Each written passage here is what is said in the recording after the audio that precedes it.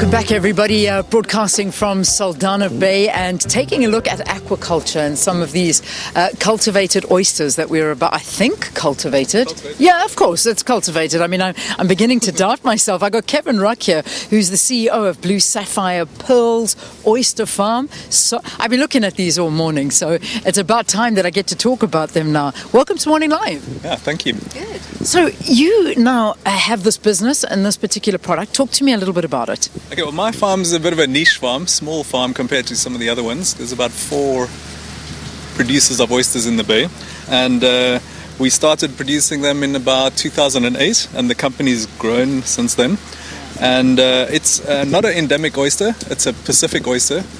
It's one that's cultivated around the world. So it's a good species to cultivate, but it's been in the country since about the 60s, you know, when they first did experiments with cultivating oysters.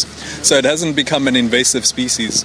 So that's why we carry on cultivating this one as opposed to some of our endemic oysters, which would mean a whole research project which would be nice to do one day. Oh, it would be incredible. I mean, like, in terms of what you do, how many do you actually produce a year? Okay, so my company is quite small, as I said. I produce about 500,000 oysters this size. Yeah.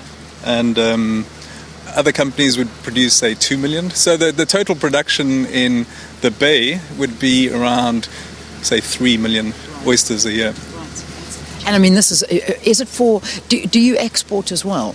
Or is it local consumption mostly? All of my production is local consumption, but there are oysters from the bay going out mostly to the Far East. So and it's well received there, because I don't know if a lot of people don't know that oysters take on flavor depending on where they're grown.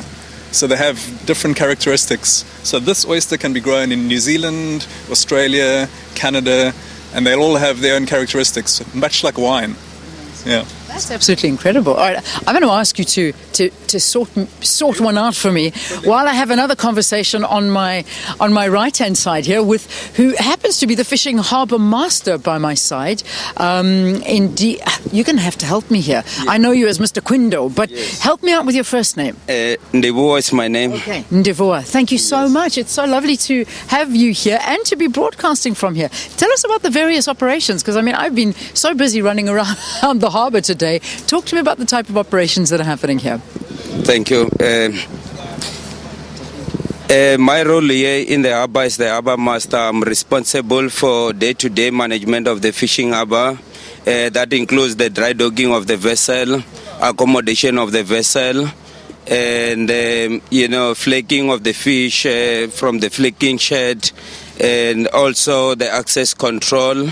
The enforcement of the harbour regulation within the harbour. Yeah. That's basically what I do as the harbour master in the harbour. And I can imagine that it's quite intense for the maintenance of the ships and also for ensuring that the operations go smoothly as well. That's part of your job. Yes, indeed, it's part of my job. The idea here is to ensure that all the boats that are sailing, they are seaworthy, that we work hand in hand with SABC in terms of surveying the boats when they're due to be surveyed for the hull survey. Yeah. So that's where my expertise comes in terms of the speciality in winching up the boat or winching down the vessels. So here with the slipway behind me, it's a slipway at a capacity of 1,200 ton.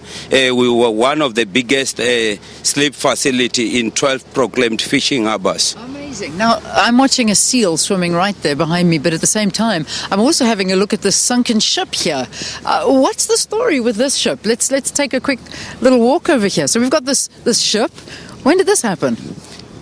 Most of them, they sank 5 years back, but recently we, in the process of removing them or lifting them out of the water, we're working hand in hand with Public Works. Public Works has appointed the contractor, Kuka, who is responsible for removing the sunken vessels. For an example, Leanne, in St. Helena Fishing Harbour, we have recovered 2. The team is busy in Lambeth Bay. As soon as they're done, they're going to come down here. Hopefully, in the next 2 months or 3 months, we'll be able to lift all the sunken vessels out of the water to gain the valuable mooring space within the bay. Amazing. Yes. Goodness me. Thank you so much. Okay. Good to have met you. Keep up the great work. Thank you very much, Leanne. All right. Awesome. And your viewers. Thank you. We're gonna take a very quick break here. I'm gonna go have a quick oyster. After the oyster, I'm about to jump onto a vessel over there, which is actually a mussel. Well, I don't know what it is. It catches mussels, or it brings the mussels in. I'll give you the details just now. I'm learning, so learn with me. Why not? All right. We'll see you after this.